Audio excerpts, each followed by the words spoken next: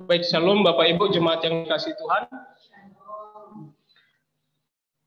Kita bersyukur untuk hari ini kita masih dapat beribadah. Tadi kami agak terlambat karena di depan rumah ada penyekatan untuk PPKM. Jadi kami harus cari jalan yang lain. Karena disuruh berhenti untuk swab ya. Jadi saya tidak ada waktu, saya harus cepat ambil jalan lain untuk berangkat. Dan bisa sampai juga tepat waktu meskipun terlambat sedikit. Baik, kita minggu lalu membahas satu tema yang penting.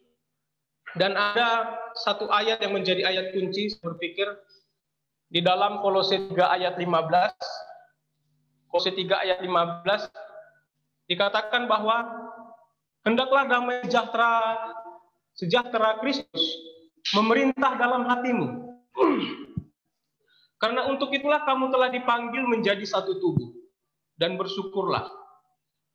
Ini menjadi tema yang sangat penting karena ada panggilan Kristus menjadikan kita satu tubuh. Dan di dalam satu tubuh itu sebagai gereja kita diminta dengan tegas bersyukurlah. Ada kata dan di situ ya, kata penghubung. Jadi itu sesuatu yang paralel. Jadi sebagai satu tubuh kita harus bersyukur. Lalu bagaimana kita memiliki damai sejahtera Kristus itu di dalam hati kita? Paulus berbicara di sini tentang hati. Kita sering berpikir tentang hati. Nah, ketika Tuhan Yesus berbicara dengan perempuan Samaria di Yohanes 4, Tuhan Yesus mengatakan akan tiba saatnya ketika orang menyembah Allah dalam roh dan kebenaran. Kata roh di situ menggunakan huruf kecil. Jadi tidak bermaksud kepada Roh Kudus maksudnya, tetapi roh di situ merujuk kepada hati manusia. Kebenaran itu merujuk kepada Yesus sendiri. Jadi akan terjadi perubahan bahwa menyembah Allah bukan lagi di bait Allah yang ada di Yerusalem. Oke, itu salah satunya begitu. Tetapi secara rohani itu hanya simbol untuk hal yang rohani, bahwa menyembah Allah kemudian adalah dalam hati melalui Yesus. Nah, jadi hati ini sesuatu yang penting. Hati ini sesuatu yang penting. Jadi mari kita akan melihat bagaimana kita bisa memiliki hati yang penuh damai sejahtera di dalam Kristus. Karena ketika kita percaya kepada Tuhan Yesus, itu seketika. Itu bersifat spontan ya. Seketika kita langsung memiliki keselamatan dan damai sejahtera. Tetapi untuk bisa merasakan itu, mengalami itu setiap saat, itu butuh proses. Dan itu butuh perjuangan hari lepas hari. Karena tidak selalu mood kita, pikiran kita, hati kita, keadaan kita dalam keadaan yang baik. Dan kadang damai sejahtera Kristus itu tetap ada. Tetapi seakan-akan tidak bisa kita alami. Lalu bagaimana? Bagaimana caranya hari lepas hari kita memiliki damai sejahtera Kristus memerintah dalam hati kita. Memerintah artinya berotoritas. Memegang hati kita secara penuh. Yang berkuasa. Jadi bukan kita yang mengendalikan Kristus atau Roh Kudus yang ada dalam hati kita, tetapi Kristus dan Roh Kudus yang mengendalikan hati kita. Nah, kita akan membahas itu pada hari ini.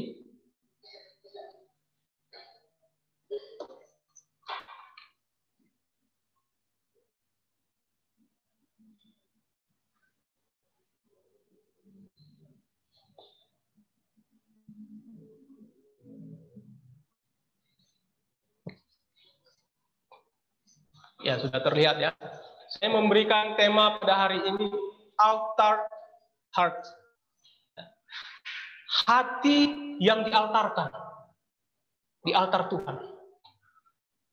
Karena hanya hati yang dialtarkan di altar Tuhan adalah hati yang bisa diubah. Jadi apa sih yang dimaksud dengan hati yang dialtarkan ini? Kita akan melihat, kita akan memahami bagaimana hati yang dialtarkan ini melalui hubungan dua hal penting, yaitu antara salib Kristus dan hati kita. Jadi salib Kristus dan hati kita memiliki keterkaitan, memiliki hal yang penting, hubungan yang penting, bagaimana kita pada akhirnya bisa memiliki hati yang dialtarkan. Hati yang dialtarkan. Nah, yang pertama, kita akan membahas tentang hati. Bagaimana pentingnya hati di dalam firman Tuhan. Firman Tuhan berbicara banyak masalah hati. Dari perjanjian lama, dari perjanjian baru. Karena ini sesuatu yang penting. Manusia akan menyembah Tuhan di dalam hati melalui Yesus. Jadi tanpa hati yang benar, sulit bagi kita, mustahil bagi kita untuk menyembah Allah dengan benar. Tanpa hati yang benar, sulit bagi kita untuk bisa memiliki persekutuan atau gereja yang sesuai maksud Allah, yang bertumbuh. Hati yang dialahkan.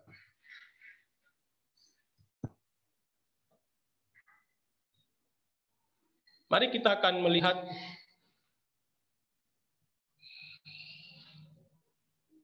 ya, pentingnya hati di dalam Alkitab, ya, di dalam firman Tuhan.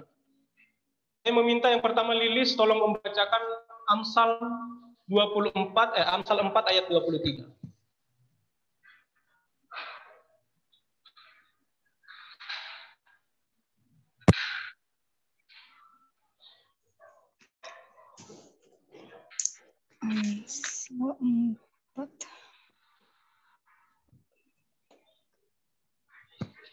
Lilis ada? Ada, Bang. Oke. Jagalah hatimu dengan segala kewaspadaan, karena dari situlah terpancar kehidupan. Kita lihat dari Amsal 4 ayat 23 mengatakan apa? Hati adalah spring of life. Sumber kehidupan, pancaran kehidupan. Jadi orang akan bisa melihat bagaimana hidup kita mencerminkan hati kita, ya. Amsal mencatat itu dengan sangat penting, dengan sangat jelas. Kemudian kita akan melihat Yeremia 17 ayat 9. Minta tolong Eka untuk membacakan Yeremia 17 ayat 9. Yeremia 17 ayat 9. Betapa liciknya hati, lebih licik daripada segala sesuatu. Hatinya sudah membatu, siapakah yang dapat mengetahuinya? Wah, ini justru kebalikan dari yang tadi.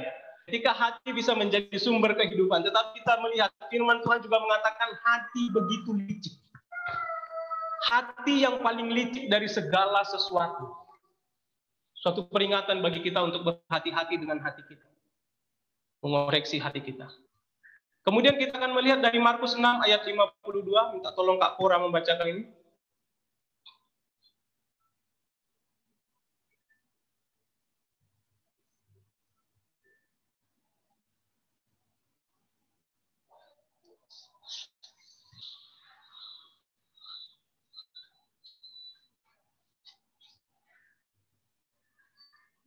Markus 6 ayat 52.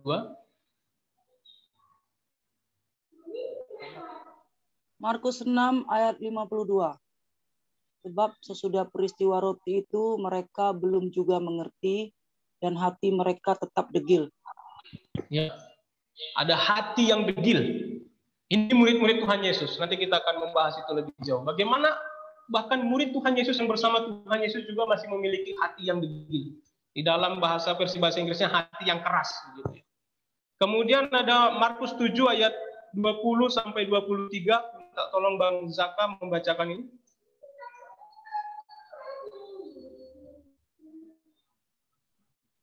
Markus 7 ayat yang ke-20 sampai 23. Katanya lagi, apa yang keluar dari seseorang itulah yang menajiskannya. Sebab dari dalam, dari hati orang timbul segala pikiran jahat, percabulan, pencurian, pembunuhan, perzinahan, keserakahan, kejahatan, kelicikan, hawa nafsu, iri hati, hujat, kesombongan, kebebalan. Semua hal-hal jahat ini timbul dari dalam dan menajiskan orang. Firman ini jelas mengatakan bahwa hati adalah sumber dari dosa. Dari segala dosa. Segala motif dari dosa itu munculnya dari hati.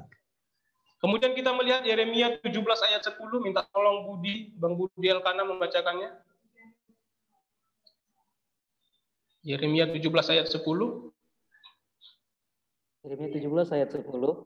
Aku Tuhan yang menyelidiki hati, yang menguji batin untuk memberi balasan kepada setiap orang timpal dengan tingkah langkahnya, timpal dengan hasil perbuatan. Ya. Di dalam ayat ini, tapi meskipun hati itu sumber dosa, tetapi juga Tuhan mencari hati, ya.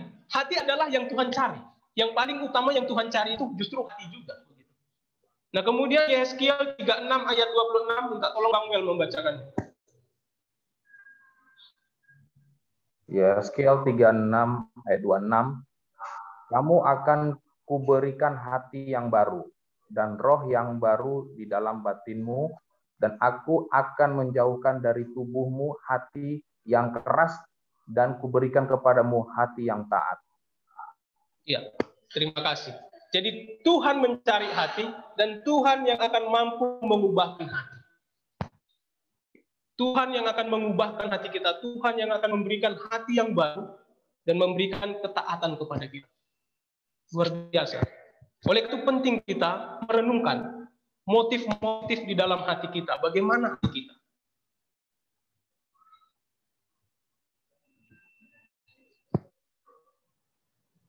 Selanjutnya kita akan membahas tentang salib ya. Yang kedua kita akan fokus sedikit tentang salib. Di dalam Markus 8 ayat 34, Yesus memanggil orang banyak dan murid-muridnya dan berkata kepada mereka, setiap orang yang mau mengikut aku, ia harus menyangkal dirinya, memikul salibnya, mengikut aku. Ini satu syarat yang tidak bisa ditolak oleh siapapun sebagai pengikut Kristus. Bahwa setiap orang yang mau mengikut Tuhan Yesus harus menyangkal diri dan memikul salib. Ini prasyaratnya. Untuk apa? Mengikut Yesus. Tapi maaf, ada kata dan di situ. Artinya ini paralel. Jadi di dalam mengikut Yesus, kita harus menyangkal diri dan memikul salib kita. Ini fakta yang tidak bisa ditolak. Suka tidak suka, setuju tidak setuju. Saudara sebagai murid Kristus, pengikut Kristus, harus menyangkal diri, harus memikul salib. Lalu bagaimana sifatnya memikul salib itu?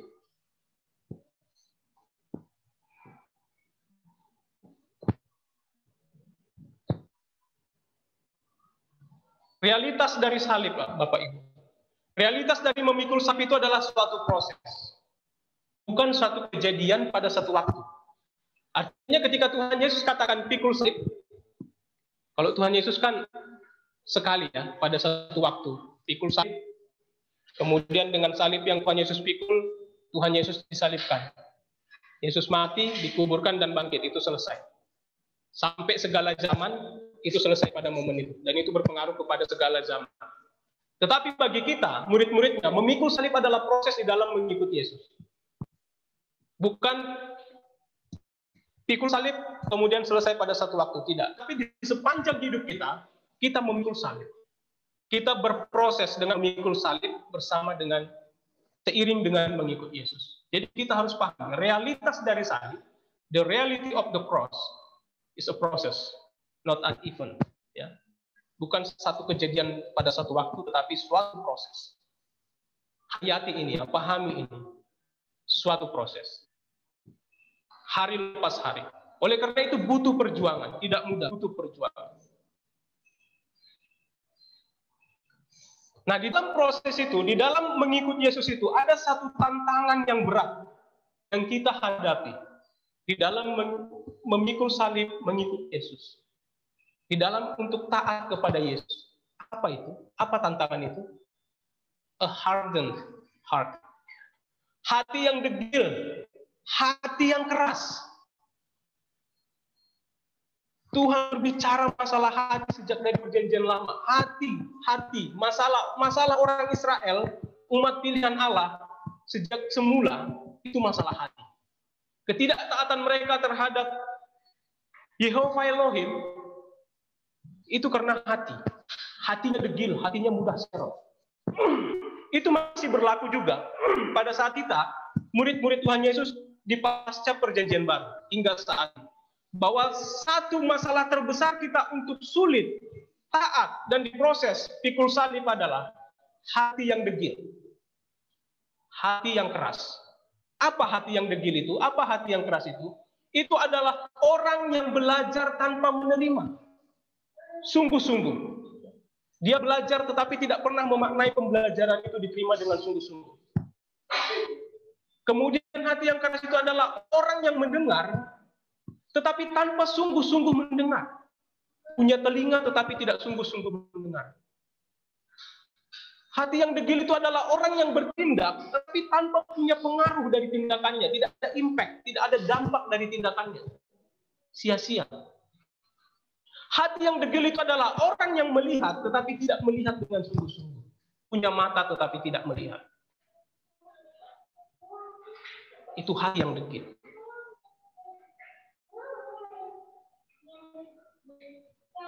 Pertanyaannya bagi kita sekalian, do you have a hardened heart? Apakah saudara punya hati yang degil?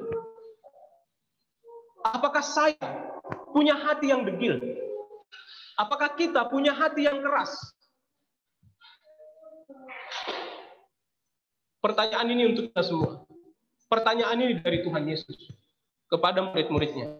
Di Markus 8 ayat 17 dikatakan, ketika Tuhan Yesus mengetahui apa yang mereka perbincangkan, Dia berkata, mengapa kamu memperbincangkan soal tidak ada roti? Belum jugakah kamu paham dan mengerti? Telah degilkah hatimu?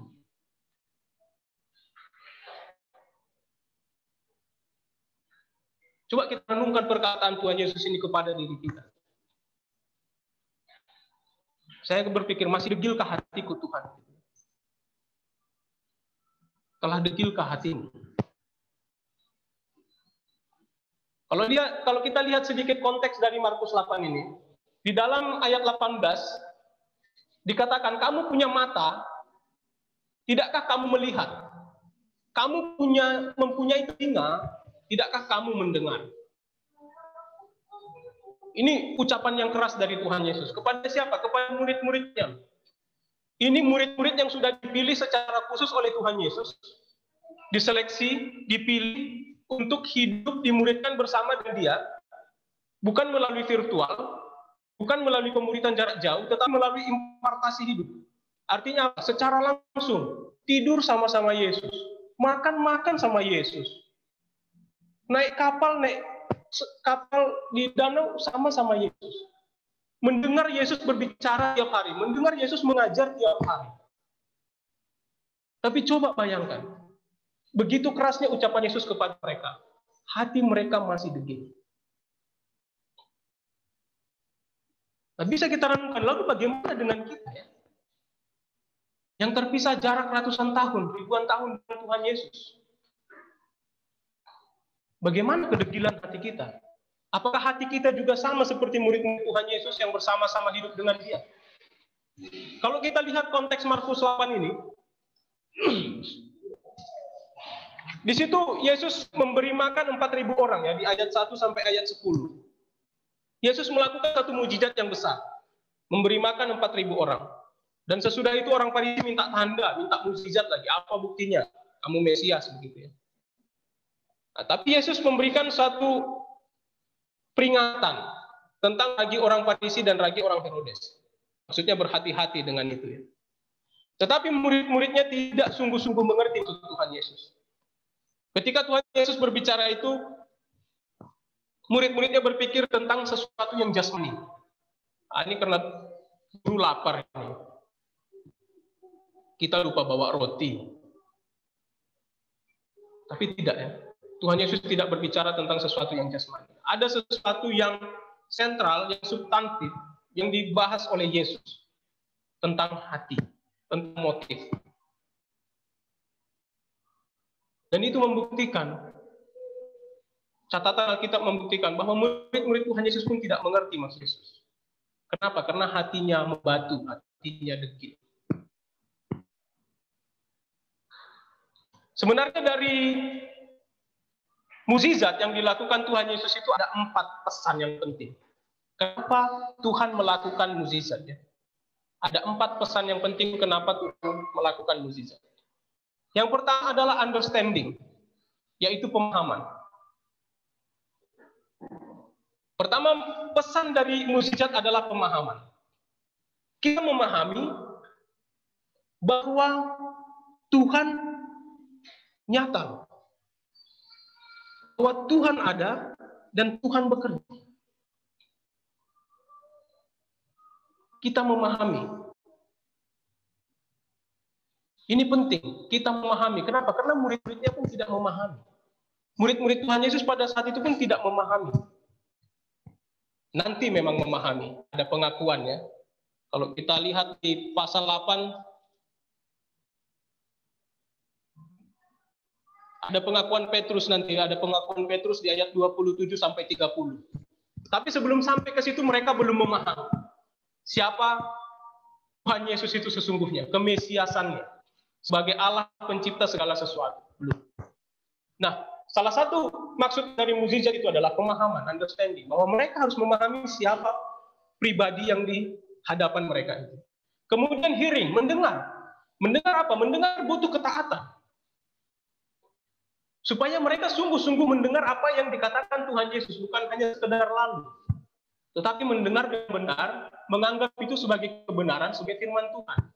Memang harus butuh understanding dulu. Kalau mereka tidak paham Tuhan Yesus adalah Mesias, maka mendengar pun tidak akan menjadi seperti orang biasa aja.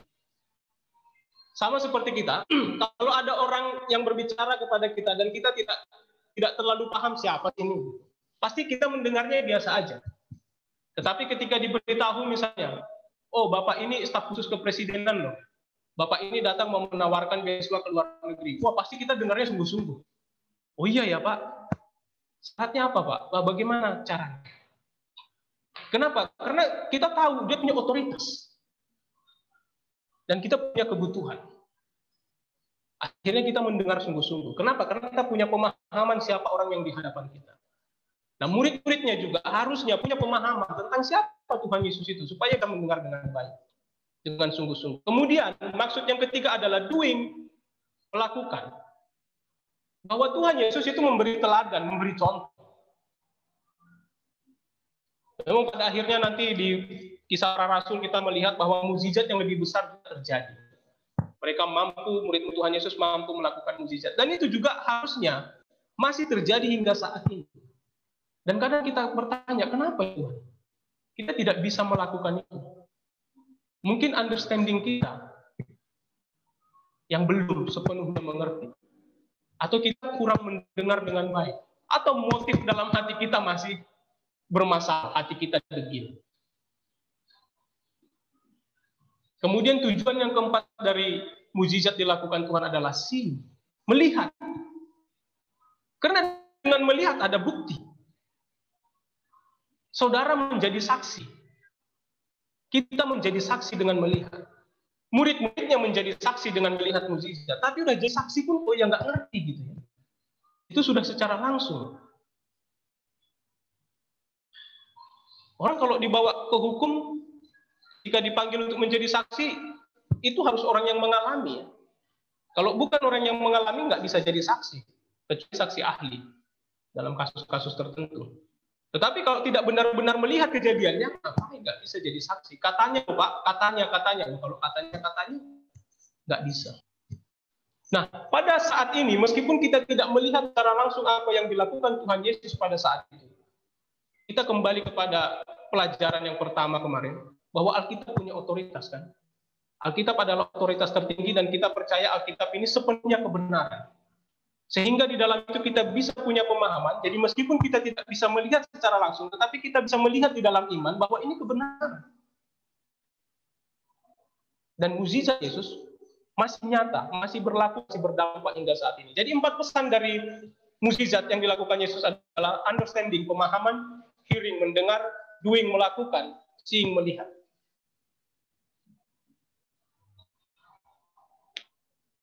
Lalu bagaimana ya supaya kita bisa mengalami itu semua, mengexperience secara pribadi di dalam hidup kita, melakukan itu semua? Wholeness comes out of brokenness. Wah, ini suatu paradoks yang luar biasa ya. Kalau dunia mengatakan kuatlah, tegarlah, jangan tunjukkan kelemahanmu di depan orang lain, be strong. Tetapi salib justru berkata sebaliknya. Brokenness, kehancuran. Kenapa? Karena tanpa hati yang hancur, tidak mungkin akan ada hati yang baru yang diubah. Semua itu datang dari hati yang hancur, dari kehancuran.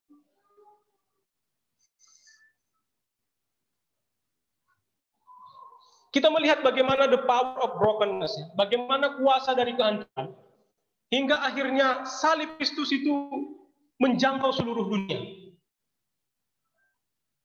Saudara tentu sudah sangat paham, sudah sangat mengerti bagaimana misionaris-misionaris terbesar, bagaimana murid-murid Kristus terbesar sepanjang zaman, bisa dipakai Tuhan secara luar biasa melalui apa? Kenyamanan, melalui kekayaan, melalui kepintaran, melalui kehebatan, detail, kemampuan segala macam. Enggak. Melalui apa? Melalui kehancuran. Paulus dihancurkan. William Carey, Charles Spurgeon, siapa lagi? Banyak lagi tokoh-tokoh misionaris. Wah, mereka ini orang-orang hebat, saudara. Kami belajar misiologi, belajar, wah ini orang-orang kedokteran, tapi kok ya mau menderita gitu ya. Padahal kerja menjadi spesialis, jadi dokter aja di negaranya udah asik, gitu. udah hebat, udah kaya. Di Amerika sana, di Inggris sana, tapi ngapain? Kok ada yang pergi ke India, ada yang pergi ke Cina, mempertaruhkan nyawa, anaknya mati, istrinya mati. Charles Spurgeon itu, yang dianggap sebagai Prince of Preaching, pangeran berkhotbah itu ya, orang baptis dari Inggris itu. Di dalam berkhotbahnya saudara tahu berapa penyakit yang harus dia tahankan. Saya membaca biografinya, nggak sanggup. Tubuhnya penuh dengan penyakit, gagal ginjal macam-macam, bukan satu. Tetapi masih berdiri untuk berkhotbah, dan lihat bagaimana teologinya begitu dalam dari khotbah-khotbahnya. Kenapa kok yang bisa ya? Karena ada kehancuran tadi. Di dalam kehancuran, Tuhan menyatakan kemuliaannya. Kuasa kehancuranlah yang membawa salib kepada seluruh dunia. Kuasa kehancuran. Karena hanya dengan hati yang hancur, dunia bisa diubah. Bukan dengan hati yang begitu.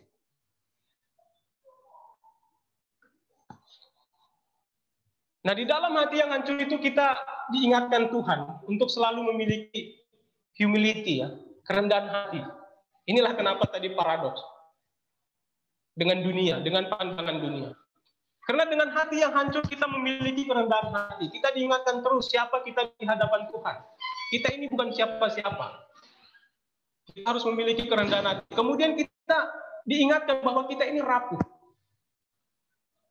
Tentu dunia mengajarkan kebalikannya.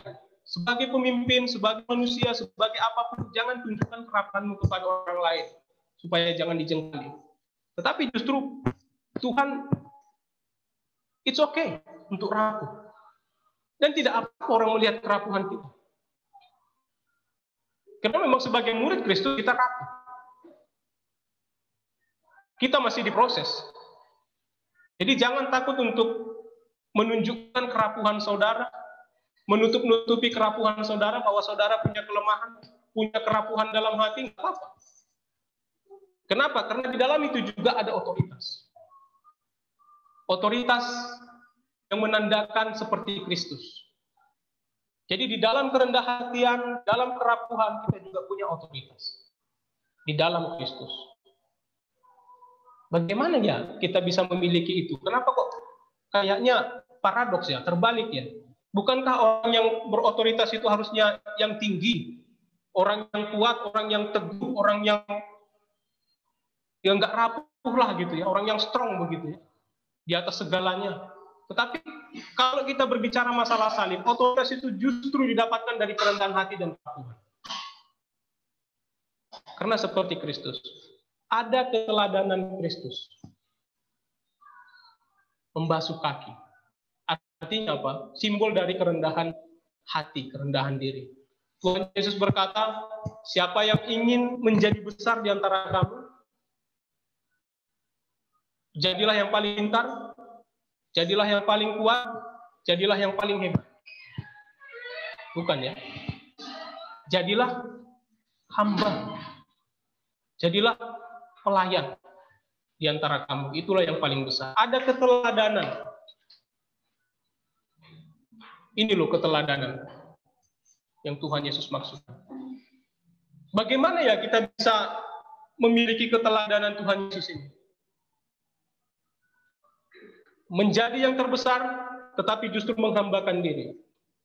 Bagaimana bisa? Kembali lagi, motif. Motif merujuk kepada hati. Kalau hati kita tidak pernah siap untuk hancur, untuk dihancurkan dan untuk dibaharui, wah ini nggak akan pernah terjadi.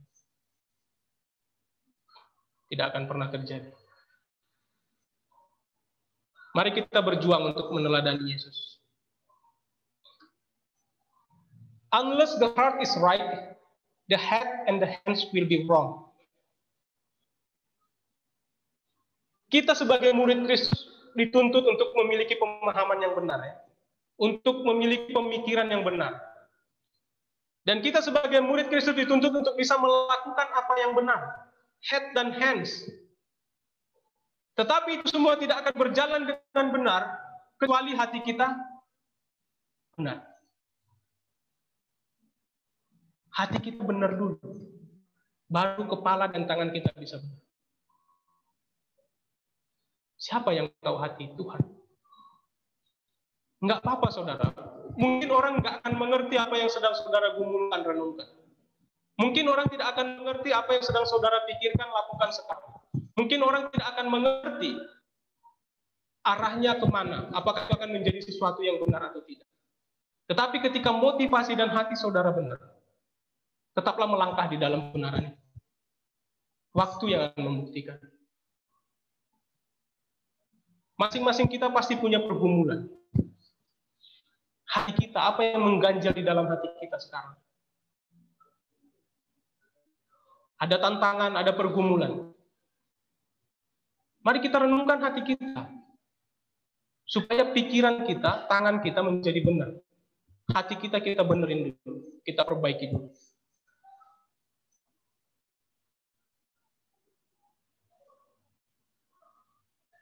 Skills are essential, but not sufficient. Ini Dr. Gary Wood berkata, presiden dari Concord Industry. Kemampuan-kemampuan itu esensial, penting, tetapi tidak selalu mencukupi untuk segala sesuatu. Kita perlu meningkatkan skill kita perlu belajar, kita perlu berlatih, tetapi itu tidak akan pernah cukup. Kenapa? Karena yang mencukupkan, yang sufficient itu apa? Ya kuasa Tuhan. Bukan skill kita. Skill penting. Kami baru belajar tentang musik dan penyembahan. Ada buku yang bagus sekali, terjemahan LLD sudah menerjemahkannya. Saya berharap pemusik-pemusik Indonesia bisa membaca buku itu, ya. Wah, mantap sekali. Jadi skill itu harus tetap dilatih. Jangan bermain-main dengan skill. Kenapa? Karena itu adalah karunia anugerah yang telah Tuhan berikan. Kita harus berlatih, menyediakan waktu secara khusus belajar penyembahan yang benar. Tetapi dia menarik kembali, semua itu akan menjadi benar kalau hati benar, kalau motivasinya benar. Jadi si penulis ini sudah 20 tahun berkecimpung di gereja yang besar di Amerika, non-denominasi, tetapi punya hubungan yang dekat dengan gereja baptis. Jadi sering sharing, sering tukar mimbar, begitu ya. Nah, mereka melatih para pelayan mereka, orang yang menjadi worship leader, pemimpin pujian, pemain musik, harus punya waktu untuk apa? Membaca firman Tuhan, itu yang utama. Membereskan hati, itu yang utama. Kemudian harus punya waktu untuk berlatih. Yang main gitar minimal 2 jam sehari, yang main bass 2 jam sehari, yang main piano 2 jam sehari. Harus sediakan waktu untuk berlatih, supaya skillnya juga semakin meningkat. Karena di dalam peningkatan rohani, ada juga peningkatan skill, jadi itu berjalan bersamaan. Tetapi yang paling penting, dia bilang, dia merenungkan diri dia. Saya dulu belajar sampai 4 jam, 5 jam sehari dengan piano. Tetapi saya lupa kapan saya berdoa selama 5 menit di dalam hidup saya. Hampir lupa kapan. Jadi dia terlalu fokus ke skill, lupa membereskan hubungan dia dengan Tuhan. Akhirnya apa? Ketika dia membawa penyembahan jemaat, dia ingin jemaat melihat dia, bukan melihat Tuhan. Wah, itu menjadi tamparan. Ketika membaca itu, kami membahas itu, iya. Apakah ketika saya berkhotbah, apakah ketika saya menjadi WL, saya ingin jemaat melihat Tuhan atau jemaat melihat kemampuan saya? Melihat siapa saya? Bukan melihat siapa Tuhan. Itu mengingatkan, kita ini mediator aja. Kita ini yang membawa orang kepada Tuhan aja. Jadi jangan kita menempatkan diri sebagai Tuhan. Stop pretending like you are God. Berhentilah berpura-pura atau berusaha menjadi Tuhan. Biarkan Tuhan menjadi Tuhan dan orang lain melihat Tuhan. Bukan melihat kita. Skill perlu dilatih. Saudara kembangkan bakat karunia saudara. Tetapi yang paling penting adalah motif, hati. Hati yang benar akan membawa segala sesuatu menjadi benar. Bagaimana untuk memiliki hati yang benar? Bapak Ibu. Only heart that are placed on God's altar, no matter what it costs, can do what God wants done. Hanya hati yang dibawa kepada altar Tuhan. Tidak peduli seberapapun harga yang harus dibayar untuk itu. Hanya itu yang akan mampu menjadikan apa yang Tuhan mau kita lakukan. Tanpa itu nggak bisa. Tidak bisa. Pertanyaan bagi kita semua, sudahkah hati kita tempatkan di altar Tuhan? Sudahkah hati kita tempatkan di salib Kristus? Supaya apapun harganya, berapapun besar salib yang harus kita pikul, kita bisa menyelesaikan apa yang Tuhan mau kita lakukan. Saudara, setiap orang pasti punya tantangannya. Di dalam sebagai orang percaya, sepertinya saya pun kadang dalam tanda kutip kesal gitu ya. Ya kok selalu ada Tuhan masalah gitu ya. Capek juga menjalani hidup penuh dengan masalah. Tetapi kadang mikir, ya karena ada masalah justru kita merasa hidup begitu ya. Kalau nggak ada masalah, kayaknya hidup itu hampa juga gitu. Tapi pasti sepertinya Tuhan mengizinkan 1-2 hal menjadi duri dalam daging gitu, dalam setiap kehidupan orang. Tidak ada kita yang benar-benar terlepas dari masalah di dalam hidup ini. Pasti ada 1-2 hal menjadi duri dalam daging. Coba saudara renungkan. Paulus, misionaris terbesar yang pernah hidup, punya duri dalam daging. Sudah minta berapa kali? 2-3 kali. Dan Tuhan bilang, enggak cukuplah anugerahku bagimu. Mungkin semacam penyakit. Tetapi di dalam kelemahan itu justru kekuatan Tuhan nyata. Kita merenungkan apa sih yang menjadi duri dalam daging kita? Yang kayaknya itu kayak bom waktu gitu. Setiap waktu seakan-akan kapan saja bisa meledak begitu. Ya kok nggak beres-beres gitu. Tapi coba renungkan, apa maksud Tuhan menempatkan itu? Apakah dengan itu Tuhan mau membentuk hati kita?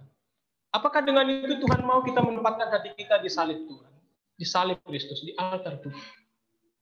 Supaya bukan dengan kemampuan kita berjuang untuk itu, tetapi dengan kuasa dari Tuhan.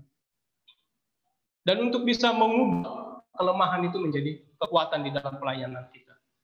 Coba kita merenungkan. Secara umum setiap orang Kristen yang dipanggil Tuhan memiliki panggilan yang umum, tentu dari kegelapan kepada terang. Kita dipanggil menjadi dari kematian kepada hidup. Tetapi saya juga percaya, saudara, bahwa setiap orang yang telah dipanggil Tuhan memiliki panggilan secara khusus, yang telah Tuhan siapkan secara spesifik untuk kita lakukan. Nah, mari kita renungkan, apa sih panggilan khusus saya, panggilan spesifik saya? Mungkin ada yang penginjilan lintas budaya, ada yang penginjilan kepada komunitas mahasiswa, ada yang menjadi gembala, ada yang menjadi pengajar, ada yang menjadi konselor, macam-macam ya. Tetapi pasti setiap orang punya panggilan khusus, saya percaya itu. Yang telah Tuhan siapkan, yang telah Tuhan tempatkan di dalam hati kita. Untuk bisa melakukan itu, mari kita tempatkan hati kita di altar Tuhan. Apapun harganya ya.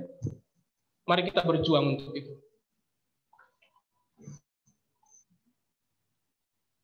Nah, di dalam hal itu semua, di dalam proses itu kita tempatkan hati kita di altar Tuhan dengan segala kelemahan kita. Mari kita biarkan Tuhan memahat kita. Mari kita biarkan Tuhan membentuk kita. Saya tahu, saya pun merasakan bahwa pahatan itu enggak enak. Pasti sakit. Batu kalau dipahatkan harus pecah-pecah ya. Itu batu benda mati loh. Bisa kita bayangkan kalau bagaimana orang yang dipahat. Sakit ya. Tetapi sakit itu sungguh nyata, saudara. Renungkan hati saudara bagaimana saudara harus menghadapi duri dalam daging. Sakit nggak itu? Ketika kita harus dikonfrontasi, diperhadapkan dengan itu. Ketika orang membicarakan itu langsung dengan kita. Ah, kamu sih begini. Aku berusaha loh, tapi nggak ada berubahnya. Ada nggak enak ya? Pembentukan itu nggak enak. Tapi Tuhan mau memahat kita. Dan seberapa siap kita untuk itu ya.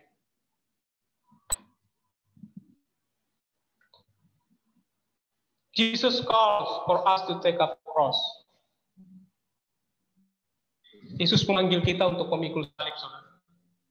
Kenapa? Karena hanya saliblah satu-satunya sumber daya yang bisa mengatasi hati yang degil. Jadi saudara bisa lihat tadi hubungan antara salib dengan hati. Pertanyaan saya di awal, bagaimana hati bisa ditempatkan di altar Tuhan? Adalah hati yang siap pikul salib.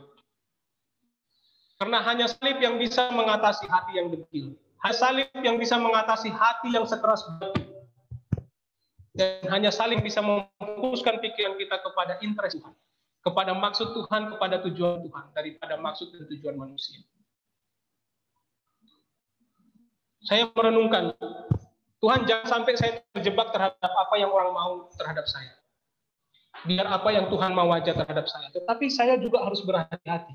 Karena di balik itu, ada satu motif tersembunyi yang sama bahayanya. Apa? Mau saya. Kita bisa mengevaluasi dengan mudah mau orang terhadap kita, tetapi kadang kita sulit mengevaluasi mau kita terhadap diri kita. Membandingkannya dengan kemauan Tuhan. Mudah untuk melihat ini loh yang orang mau terhadap saya, enggak. Saya mau ikut Tuhan aja, ini yang Tuhan mau.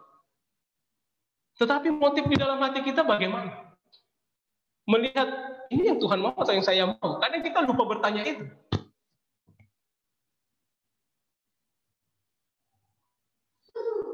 Bagaimana kita bisa memiliki kemampuan untuk itu? Kita harus siap pikul salib. Angkat salib. Hari lepas hari. Pikul salib.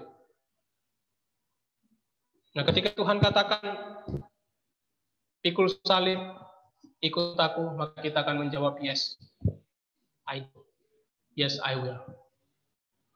Kenapa? Hanya melalui itu hati kita yang degil bisa diubahkan.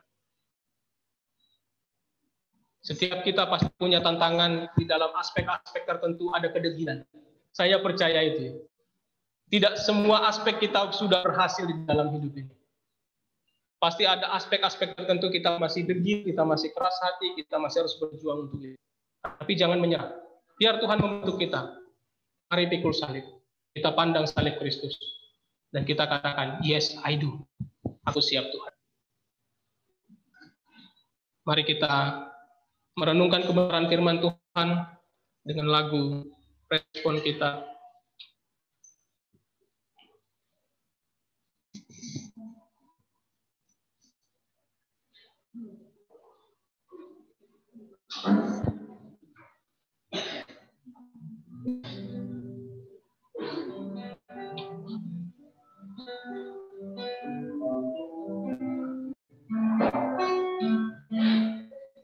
Seperti yang kau ingin.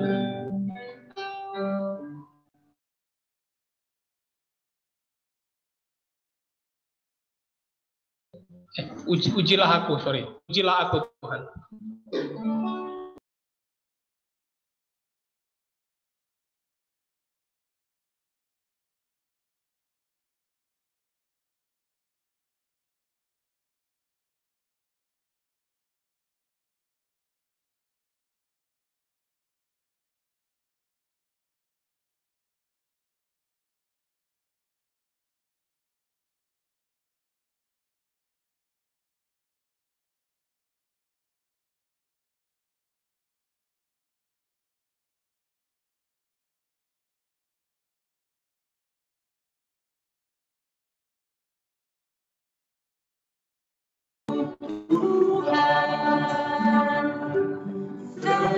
selidiki batinku dan hatiku,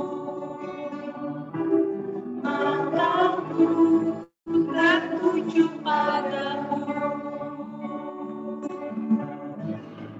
Aku cinta padamu, Tuhan. Aku rindu hadiratmu, Tuhan. Aku ingin selalu dekat padamu, menikmati kehadiranmu.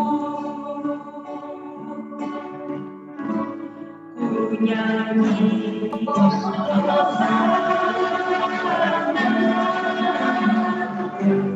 bagi Rajaku denganmu, aku muliakan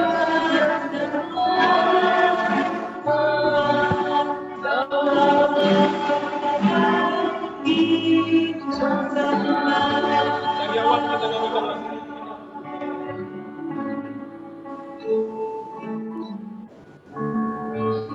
Pujilah aku, Tuhan. Cobalah aku, Tuhan.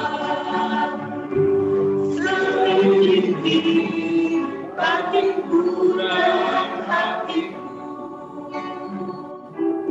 mataku tertuju padamu. Aku cinta padamu, Tuhan. Aku rindu hadiratmu, Tuhan. Aku ingin selalu dekat padamu, menikmati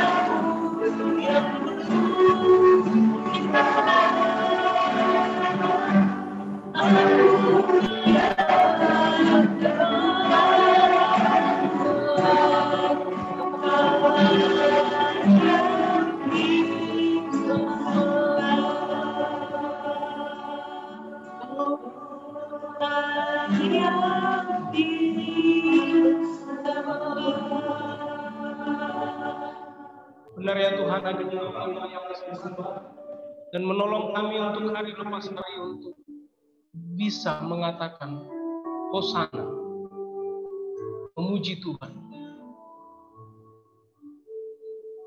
Tuhan Mazmurmu dengan jelas berkata, selidikilah aku ya Tuhan, dan kenallah hatiku. Ujilah aku dan kenallah segala pikiran-pikiranku yang cemas. Lihatlah, apakah jalanku serong ke kanan atau ke kiri. Dan tuntunlah aku di jalan yang kekal. Tuhan, Engkau tahu setiap pergumulan kami saat ini. Pribadi lepas pribadi. Pikiran-pikiran kami, kecemasan-kecemasan kami, ketakutan-ketakutan kami. Bahkan harapan kami. Tolong lihat hati kami, Tuhan. Uji batin kami, uji hati kami. Supaya itu menjadi sesuatu yang benar.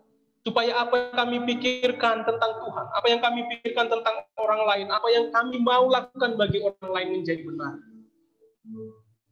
untuk kemuliaan Tuhan. Kami belajar dari kebenaran firman-Mu ya Tuhan, bahwa hati ini juga bisa jahat, bisa licik, sumber dari segala dosa. Tetapi kami tahu di dalam Tuhan sudah ada pembaharuan. Dan sebagai anak-anak Tuhan, kami mau tinggalkan hati yang licik, kami mau tinggalkan hati yang jahat, kami mau tinggalkan hati yang penuh dosa. Kami mau memiliki hati yang penuh damai sejahtera. Kami mau memiliki hati yang berpaut selalu kepada salib Kristus. Tuhan, tolong kami. Biarlah Roh Kudus yang ada di dalam hati kami mampukan kami untuk bisa melakukan itu hari lepas hari. Biarlah damai sejahtera Tuhan, sukacita yang daripada Tuhan, kami berjuang untuk memilikinya hari lepas hari, dan di dalam kuat kuasa Tuhan kami mampu. Mampukan kami Tuhan, apapun yang menjadi persoalan di dalam hati kami. Tolong Tuhan hancurkan itu, hancurkan hati kami. Dan beri hati yang baru, beri ketaatan kepada hati kami. Kami menyerahkan setiap hati dan pikiran kami Tuhan, dan perbuatan tangan kami ke dalam tangan kuasa-Mu. Biar segala motif yang kami lakukan benar sesuai dengan kebenaran firman Tuhan. Kami bersyukur Tuhan untuk hati yang benar yang Tuhan berikan, untuk kehidupan yang baru yang Tuhan berikan. Dan di dalam itu tolong kami untuk berbuat sesuai dengan maksud Tuhan. Kami menyerahkan, kami bersyukur, memohon, berterima kasih. Di dalam nama Tuhan Yesus Kristus Juru Selamat kami. Amin.